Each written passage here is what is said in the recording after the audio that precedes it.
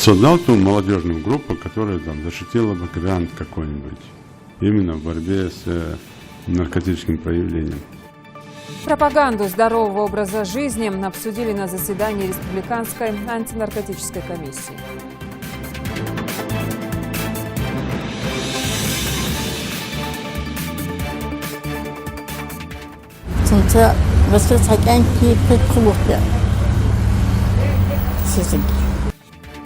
Международный день пропавших без вести. На мемориальном кладбище в Назране прошли памятные мероприятия.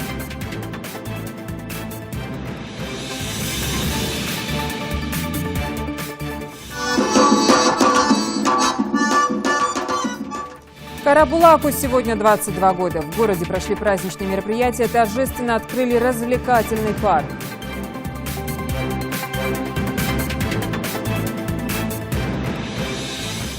Статистика ДТП в последнее время в нашем регионе не радует. Пожалуй, этим текстом можно начать любой новостной сюжет, посвященный профилактике дорожного движения в Ингушетии.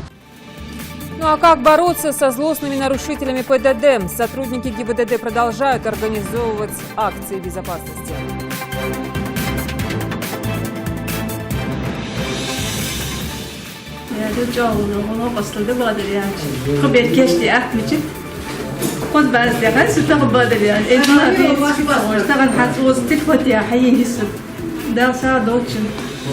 Пенал, тетради, портфель – все, что так необходимо, к 1 сентября помогли собрать в рамках всероссийской акции.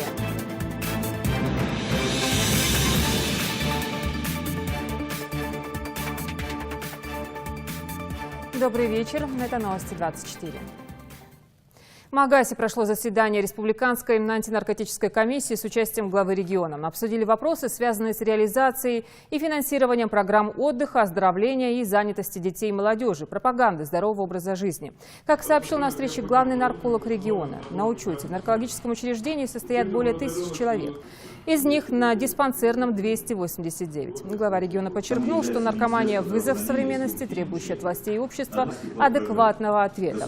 По его мнению, не силовые методы, а грамотно выстроенная профилактическая работа, поддержка инициатив, успешных проектов способны изменить мировоззрение молодежи. В республиканских печатных изданиях Севдалова и Ингушетии на регулярной основе публикуются статьи антинаркотической направленности. Так, с начала 2017 года в рубрике «Общество» и новостной ленте газеты «Ингушетия» опубликовано около 30 материалов, в газете «Севдалу» более 20. Немаловажным следует считать мероприятия, осуществляемые с помощью региональных телерадиокомпаний Ингушетии.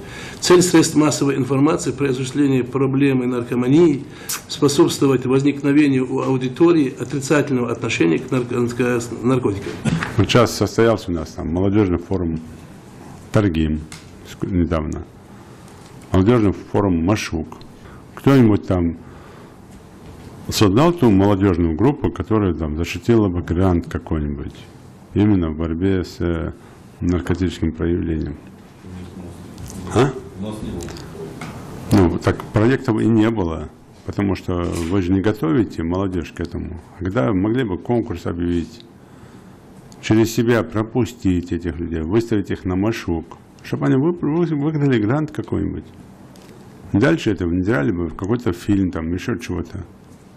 Я думаю, что здесь и полпресс, все поддержали бы этот хороший проект. А все ушли почему-то в сторону от этого. Никому дела нет. Там есть там комитет по делам молодежи, и они только смотрят то, что там молодежь предлагает, а не то, что нам нужно.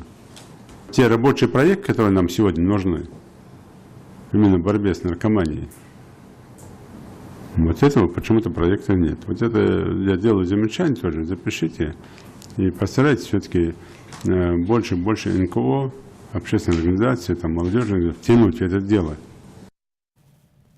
На мемориальном кладбище в Назране собрались родственники погибших и пропавших, представители органов власти, духовенства и просто неравнодушные жители республики.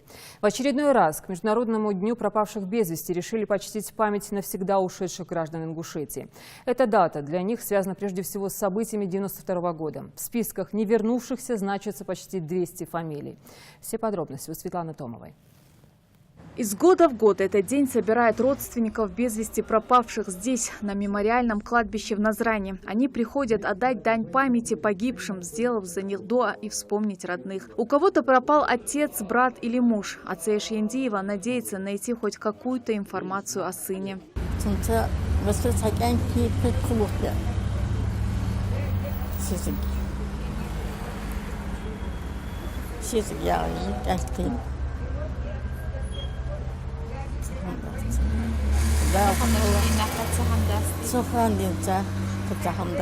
Десятки людей пришли на мемориальное кладбище, чтобы отдать дань памяти тем, кто пропал без вести осенью 92 года в пригородном районе. У каждого из них своя боль, но общая надежда, что когда-нибудь их родные объявятся или хотя бы станет известна их судьба. Власти республики не прекращают работу по поиску пропавших. Миннасом Республики Ингушетия по указанию главы Республики Ингушетия Денисбека Мамгиревича постоянно ведется поиск без вести пропавших совместно с комитетом без вести пропавших. Также мы создали базу данных без вести пропавших, разработали спецпаспорта. Вот эта работа нами ведется и будет продолжаться, пока последний без вести пропавший не найдется. Daldi hani sana iman dolu sabır lol sektu hani astan davilla ben wal şalçım okusak wal en hadi ben haydi hani bazı bir son geçtir ehetim bir hay ama mori hata müşavut soğuk baz bir soğuk hem değil soğuk olsak khalad yerde abişne dolçul khalad yaham diyor. Seveson latış daha şey diyor. Sadece dal iman dolu sabır lol dal busub dünya niş oldu ve mehke diyor. Dal yeteypam dal qadiyor hani tak diyor. Khalum muhaltu. Это большой урок для будущих поколений, из которого обязательно необходимо сделать выводы, отмечают собравшиеся. Ингуши, как никто другой, знают цену скорби, цену печали о пропавшим родным и близким. Я уверен, что многие другие национальности, народы, которые проживают в Ингушетии, сопереживают нам в этом. И это нормально, это правильно, мы живем в одном доме. Я благодарен общественникам и всем лицам, которые участвуют в этом процессе, участвуют в поиске пропавших без вести.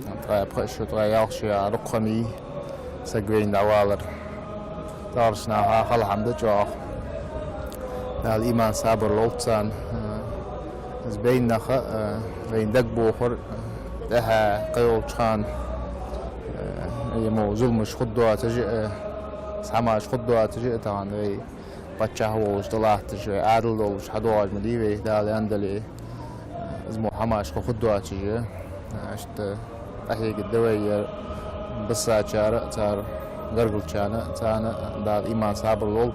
Десятки лиц с черно-белых фотографий смотрят на посетителей мемориального кладбища. Чьи-то отцы, сыновья, братья. Эти портреты – все, что от них осталось. У них нет даже могил, куда родственники могли бы прийти. У Сахрат Аздоевой в 92-м пропал брат. Она уже и не надеется увидеть его в живых, но мечтает узнать о его судьбе хоть что-то.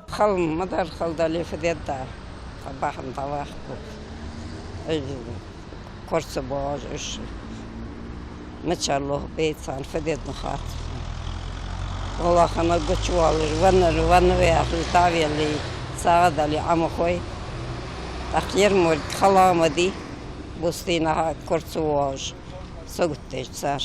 За прошедшие 25 лет члены комитета по поиску без вести пропавших осенью 92 года обращались во многие инстанции. В результате поисков были найдены останки 20 человек, 9 из них опознаны. Также комитетом создан банк данных с фамилиями и именами пропавших, а также ДНК их родственников. Сегодняшний день очень важен для тех, кто живет надеждой на возвращение родных и близких. Подчас кажется, что каждый из них знает наизусть истории всех пропавших. За эти годы удалось установить всех поименно без вести пропавших.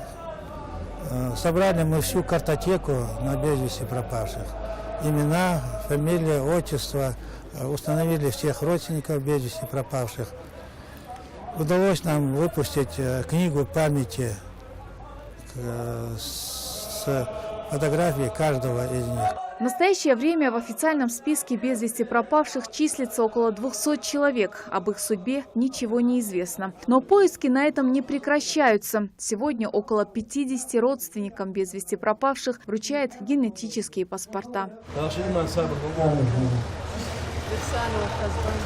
В завершении памятного мероприятия религиозные деятели прочитали мовлид и сделали дуа за пропавших и погибших. Светлана Томова, Адам Кадзоев. Новости 24.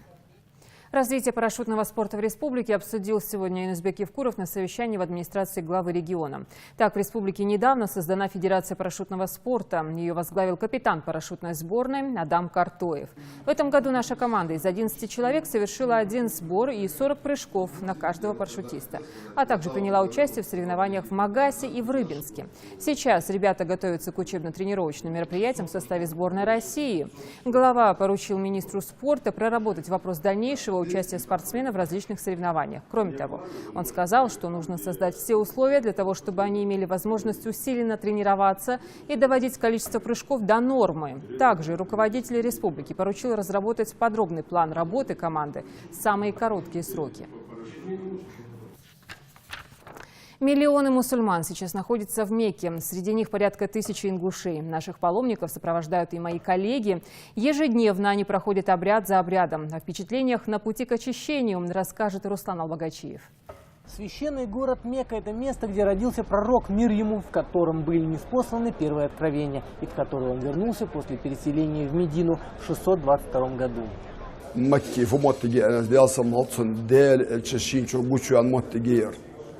Yara İbrahim Peygamber ziyade alsam altsan İsmail Peygamber ziyalar yalla azveyd bagüz dozu Kabe teşin çok dozu ama tegir mahbu alah mahbu zah Allah tedem bol bol bu sunnah lam za şin tevir za hatsediç lam shudu aç izal dal yazya ama tegir del ejdal samat Mekke Arab ya qa uzur mad Davud Medine Davud şan sani qasış meşket enis valaç segiç سو أنا رفضت أجر خلاص شين تقع شيء حمدر شيء حمزة وين شو الخلاص دي سي أبيش مكر أروي أقصى مدينة ده وقت شو الخلاص دي دخوات ده سو أنا ديل إيش يلخب يلخشه شو أروي مدينة ده وح يلجوا مكير. Это город, где 5 раз в день около 2 миллиардов мусульман из различных уголков земного шара обращают свои лица в сторону Мекки. И, по крайней мере, 1 раз в своей жизни все мусульмане, которым не помешали личные обстоятельства, совершают хадж. Среди этой массы, которая сегодня приехала совершать паломничество, и Адам Албагачиев, молодой человек трудился, что есть сил, собрав нужную сумму, свою мечту превратил в реальность. 2011 بود خدا نندر وش دوغش حیز داخل سن معاش زیاد روح داخل سنة وار نیستم سنة عقبال ریاض حلقة باخر نیست ورسر تقصو أخشر دیال أخذ بسنة حلقة رئیس واق و نگت دیار سوشتوا از لر خشته بر نگت قاچ خلص حلقة رئیس نیست ولر سوار وش حبیش مارک وش دولار جهم حیل نگت $2 خدات يمتك بالجيتش يمتك يزيج مارك سيفين شو أريازه وصل وجبار رياض ويمتك شو أخذي يدخل أجد جستين شو أخذ جستين سير. Гостиница Аль-Рифаль Бакши. Тут проживает около 450 паломников из Ингушетии. 2-, 3-, 4- и 5-местные номера, питание, медпункт. Словом, организация на хорошем уровне. Паломники довольны, и как и мужская, так и женская половина. Врачи сменяют друг друга. Сменяя друг друга, несут дежурство и очень ответственно относятся к своей работе. Все, кто к ним не обращался по тем или иным причинам, очень довольны. День паломника тут в Мекке начинается с утреннего намаза. Кто-то отправляется в запретную мечеть на утреннюю молитву и проводит целый день в Аль-Хараме, читая священный Коран.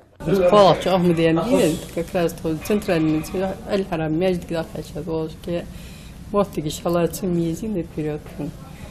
Evlamızı diye dağınıqlarda uçudersikti. Dağını umrattiduktu ene rukovoditelimiz. Sabah diye umratta qideytti yani. Xoz mostigi, yaz mostigi. Ozvahını bizimi bolşu, ili yozma olçun dalşı ehtu baqtu. في دال شيء في مرقي كده كاري دوت في ألقي كده كاري دوت في دال شيء قابو بس مو شيء.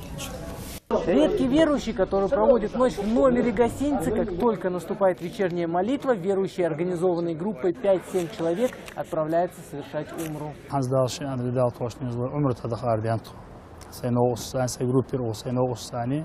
خيبينش ناخذ إيرديون عمر تجدي أني توجه داش عندلي حرمي ديون مجد عايشاتي دخلت عمر تأديك يو حرمي عشر دخلت خيل عمر تأدي داش عن سنة لص دكتور دا مخلا.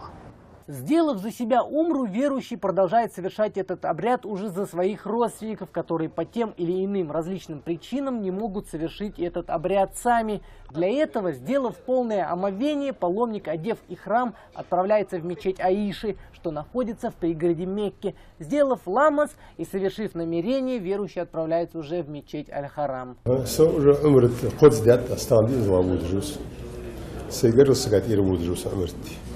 وسانس حد يحكي والمال باخر تجليل جدد خطوشت ودق مشي يسار وإذا شخانة تخش مو عمر تجدد وغلام تجدد.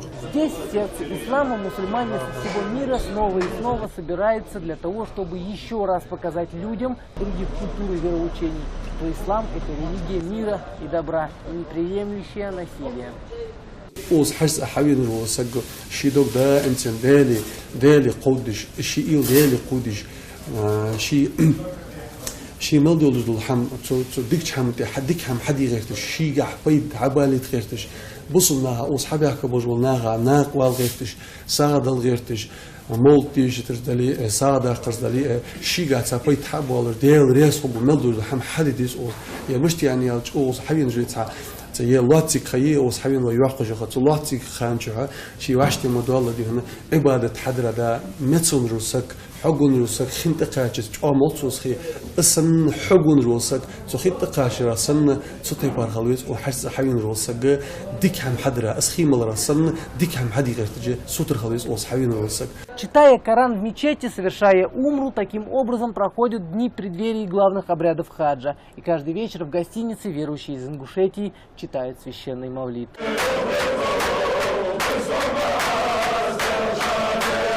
Остается всего несколько дней, когда начнутся главные обряды хаджа. Кульминационный обряд – стояние на горе Арафат, ночь в Муздалифе. Руслан Албогачев, Иса Хазботов, Новости 24.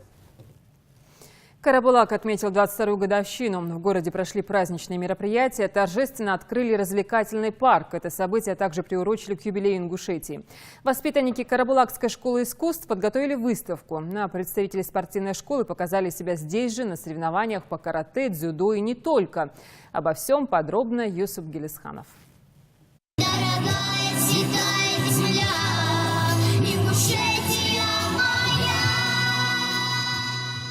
Патриотическая песня в исполнении юноармейцев звучит по-особенному. Здесь собрались и стар, и млад. Кроме жителей города именинника, на открытии нового парка присутствуют и почетные гости. В своей приветственной речи председатель правительства республики поздравляет жителей с 22-летием города. Дорогие жители города Карабулак, от имени главы республики Ингушетия и от себя лично поздравляю вас с Днем города. Очень приятно и отрадно, что в День города и в год юбилея республики открывается этот замечательный парк, парк 25-летия Республики Ингушетия. И от всей души я вам желаю успехов, мира, процветания, благополучия вам. Самым приятным моментом оттягивать не стали. Вместе с премьером и главой города красную ленту перерезает и одна из юных жительниц. Парк 25-летия Республики Ингушетия объявляется открытым. Развлекательный парк был заложен к 25-летию республики. Здесь есть возможность отдохнуть и приятно провести время в кругу семьи и друзей. Аминат Евлоева живет в Карабулаке больше 40 лет. А за последние годы город преобразился прямо на глазах, и этот парк тому подтверждение. زي ظلم دواتج مقج ماش بولش يمو متجش دق خص حيلش خص باخر دولش بيركتي باخر خلطة خارزن ده كتر ديك خيتر اوز плавательный бассейн Ялари. Этого тоже мы пожелали бы. Плавательного бассейна здесь пока нет, но проектировщики не забыли о детских развлечениях. Для юных горожан здесь есть где поиграть, побегать и попрыгать. Детский смех слышен в каждом уголке парка. Иного хейла парча хусайцун, батту тыш хусайцун, бесплатно хамаштилыш. В школе мог мало чана озиха охуга собирать. Спасибо всем, кто сделал этот парк. Я благодарю их всех. Мне нравится здесь. Раньше у нас не было такого парка, но теперь он открылся, и мы можем приезжать сюда, играть здесь. В День города здесь организована и целая выставка детских картин на самые разные темы. Авторы творчества – воспитанники детской школы искусств Карабулака. Хочется от души поздравить жителей города с этим добрым, теплым праздником. Город хорошеет на глазах. Желаем процветания нашей республики, здоровья жителям нашей республики, а также нашим горожанам. А вот воспитанники местной спортивной школы открытие парка решили отпраздновать, устроив соревнования по карате, дзюдо и не только. Победителей награждает председатель правительства республики. Молодец. Первое место занял, да? Вот, собрать. Строительство парка еще не завершено. Здесь планируется также построить зоопарк. Объект, строящийся за счет частных инвестиций, обойдется в 20 миллионов рублей. Сразу же после открытия парка все гости и жители Карабулака перебрались в городской парк Славы, где проходит концертная программа, посвященная 22-летию со дня образования города. Яркое выступление народных танцоров придает празднику еще большую красочность. Но зрителей больше всего в восторг привел танец Аланы в исполнении детского хореографического ансамбля «Таргим». Перед собравшимися выступили также артисты ингушской эстрады. Для гостей и отдыхающих здесь щедро накрыты столы. Для Абдулхамида Барахоева этот праздник в каком-то роде даже личный, ведь он переехал жить в Карабулак ровно 22 года назад. Сегодня поэт родному городу посвящает стихи.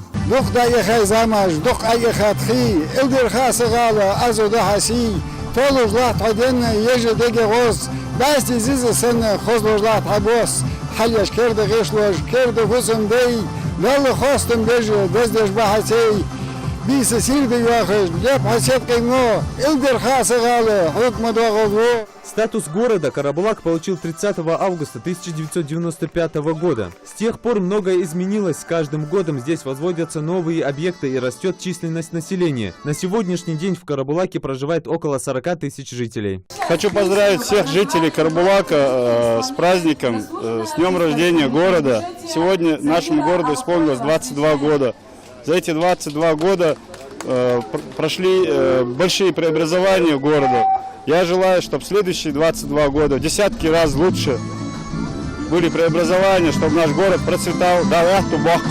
Сейчас в Карабулаке возводится несколько промышленных объектов. В конце года открывается логистический центр, завод по изготовлению сухих смесей и ряд других, делится глава администрации. А значит, следующий день города встретят с еще большими достижениями. А праздничные мероприятия на этом не заканчиваются. По всему городу проходят народные гуляния, которые продолжатся до самого вечера. Юсуп Гелесханов, Адам Долгиев, Новости 24. Сбор платежей за коммунальные услуги за текущий год. Этот вопрос стал главным в повестке встречи местных властей с жителями Аки-Юрта. На сходе граждан отметили, что сельское поселение на первом месте по сбору платежей в республике. Даже учитывая тот факт, что подавляющее число жителей относится к малоимущим. Они пытаются не копить долги за коммунальные услуги. Тем не менее, 40% абонентов не платят за потребленные энергоресурсы. Жители сельского поселения Аки-Юрт в основном это малоимущие жители. Даже исходя из этой категории, все равно, несмотря на свои трудности, население аккуратно старалось выплачивать платежи за коммунальные услуги. В меру своих сил и возможностей они производили оплату. Второй не менее важный вопрос, поднятый на сходе – готовность местной второй школы к началу учебного года. Это единственная школа в селении. Она рассчитана на 540 мест. На данный момент там учатся более 200 школьников. Все учебники раздали всем детям. Нам хватило для всех 100%. Мы охватили всех детей. А также классы готовы. В общем, можно сказать, на 100% мы сегодня готовы принять детей. «Собери ребенка в школу» – это акция, которая проходит по всей России. Благодаря неравнодушным людям детишки из малоимущих семей обзаводятся портфелем и всем необходимыми канцтоварами. Саид Куштов о сезонном благом деле. Администрация города Малгобек организовала акцию «Собери ребенка в школу». в целях оказать безвозмездную помощь нуждающимся семьям, которым требуется обеспечить детей вот такими вот портфелями и канцтоварами, необходимыми для учебы в школе. Магомед перебирает портфель, проверяя свой школьный подарок. Дневник, тетради, пенал. Кажется, к новому учебному году школьник теперь готов. Для Магомеда это значимая помощь. В свои 8 лет он поставил себе цель отучиться и стать представителем стражей порядка.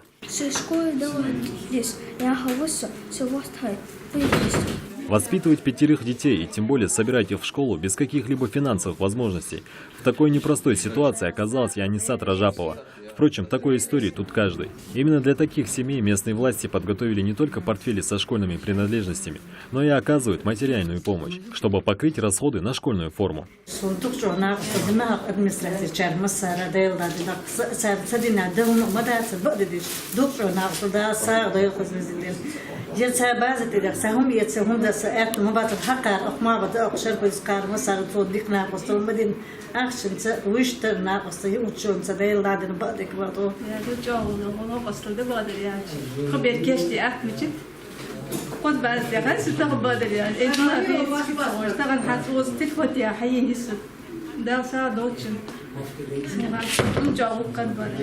Вручение подарков детям, как правило, сопровождается напутственным словом для учащихся.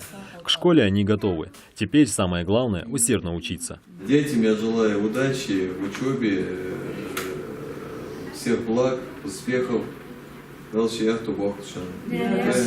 списках местной администрации значится 31 семья, которые окажут или уже оказали помощь. Не все пришли, остались еще около 15 семей. Вот эти 15 семей мы будем непосредственно выезжать поадресно и вручать и рюкзаки, и материальную помощь. Тем не менее, в администрацию сегодня пришли не все приглашенные. Кто-то в отъезде или в больнице, а с теми, кто дома, организаторы акции сначала созвонились, а затем выехали адресно, чтобы передать им укомплектованные портфели.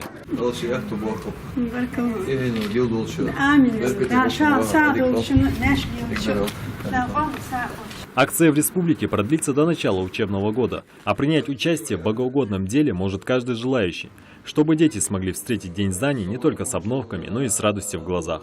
Саид Куштов, Сурхок Усиев, Новости 24. Народные гуляния прошли не только в Карабулаке. Традиционно 30 августа Казань празднует День города и День Республики Татарстан. Там в эти дни особенно многолюдно. Тематические выставки, концерты художественной самодеятельности, флешмобы. Ингушетию с Татарстаном роднят прочные дружественные отношения. Подробно об этом расскажет Зарима Ивлоева.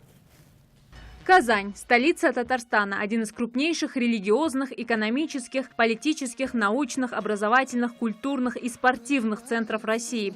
Этот город считается третьей столицей России. Свой 1000-летний юбилей Казань отметила еще 12 лет назад. Сегодня столица Татарстана активно развивается. Современную Казань посещают более 1 миллиона человек в год. Ингушетию с Татарстаном связывают прочные дружеские отношения. К примеру, в этом году Юнусбек Евкуров принял участие в торжествах, связанных с празднованием 80-летия бывшего президента Татарстана Минтимира Шаймиева. Как только я стал президентом Республики Ингушетия, первый человек, первый руководитель, первый президент, кому я приехал, это был Минтимир Шаймиев.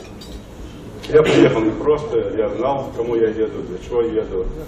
И часа 3 мне Минтимир Шаймиевич объяснял, как надо руководить республикой, как надо работать. Несколько лет назад в Назране появилась улица имени Минтимира Шаймиева. Первый президент Татарстана считается рекордсменом по длительности пребывания в должности главы субъекта России – 6862 дня или 18 лет. За время президентства он показал себя как грамотный политик, наладил не только внутреннюю политику, но и выстроил прочные отношения со всеми субъектами страны. Частичка Татарстана в Ингушетии – это дань уважения всему татарскому народу. Сегодня я лично испытала самые высокие чувства и не только от себя, но и от всех татарстанцев хочу выразить признательность народу Республики Ингушетия за то значение, которое вы придаете выдающемуся государственному деятелю Республики Татарстан и страны в целом. В прошлом году в Казани прошел саммит 2016. Он собрал руководителей крупнейших международных организаций, финансовых институтов, субъектов России, представители дипломатических миссий и деловых кругов, более чем 40 стран мира. Участие в ежегодной работе саммита принял и глава Ингушетии. Еще одно важнейшее направление сотрудничества ингушей и татаров – это медицина. Здесь идет постоянный обмен опытом. Доктора наук проводят в нашем регионе сложнейшие операции. У вас выполняется уже большой пласт хирургических операций, хирургических вмешательств. Сегодня мы покажем, как эти хирургические вмешательства модернизировались в последнее время, да? Как многие операции просто заменились эндоскопическими, малоинвазивными, малотравматичными операциями для детей. Татарстан готов делиться опытом во всех сферах. Несколько лет назад внушительная делегация из Ингушетии в составе представителей городской и районной власти также посетила Казань. Образование, промышленность и административное управление. Ингушские делегаты поделились, что получили бесценные знания. В рамках посещения города их ждала насыщенная программа. Посещение школ и детских садов, больниц и ФАПов, производственных площадок и заводов. Очень рады, что приехали наши коллеги. Коллеги, которые, во-первых, это профессионалы, мы сразу почувствовали, что знают свое дело, понимают, о чем говорят, понимают, о чем спрашивают. В 2013-м, когда национальный канал только начинал свое вещание, казанские журналисты также поддержали наших коллег. Телевизионщики и печатники с охотой делились своими навыками, проводили экскурсии по объектам и рассказывали о всех тонкостях своей профессии. Такие темы они цепляют, как сериал. И это сейчас такая тенденция, на самом деле, на региональном телевидении, во всяком случае. Ну и на федеральном, в общем-то, если вы заметите, если какую-то тему берут, к ней возвращаются через какое-то время, да, какие-то новые подробности появляются. За новыми знаниями и вдохновением почти ежегодно в Казань из Ингушетии отправляются и незрячие чтецы Корана. Впоследствии такую школу открыли и у нас.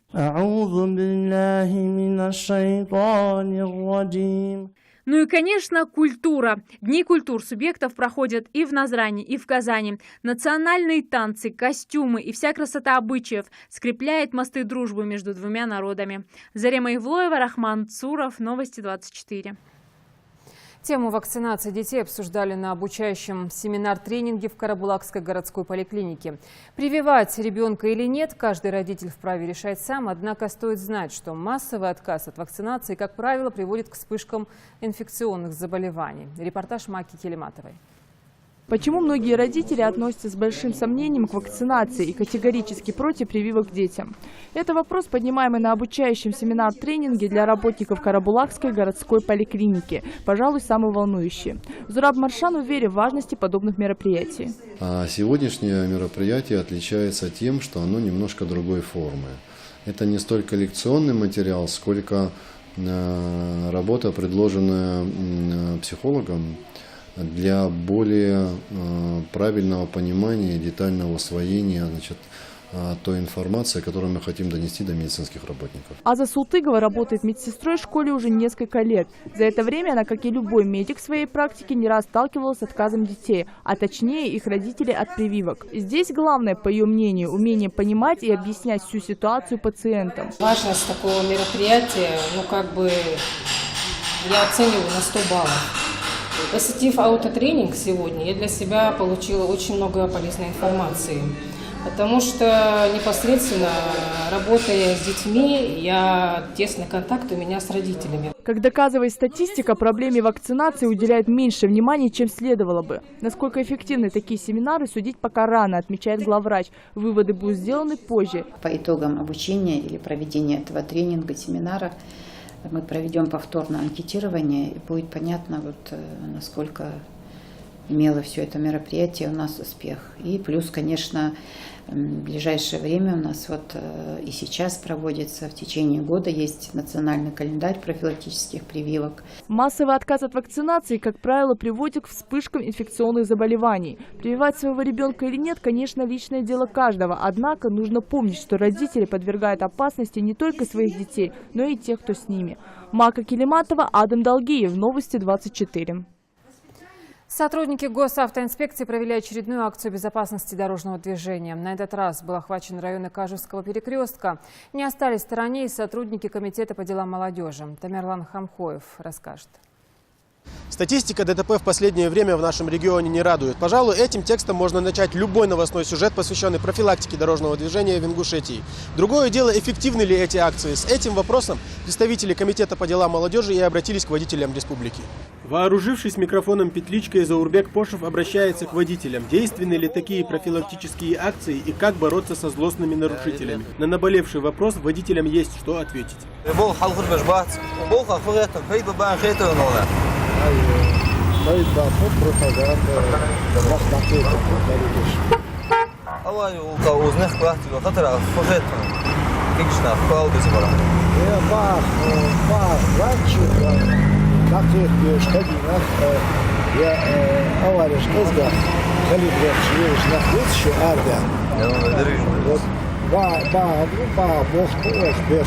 Профилактические акции, штрафы, снова акции и снова административные взыскания. По такому замкнутому кругу организаторы движутся уже давно. Статистика ДТП в этом году по сравнению с 2016-м чуть лучше, но все же нарушителей немало.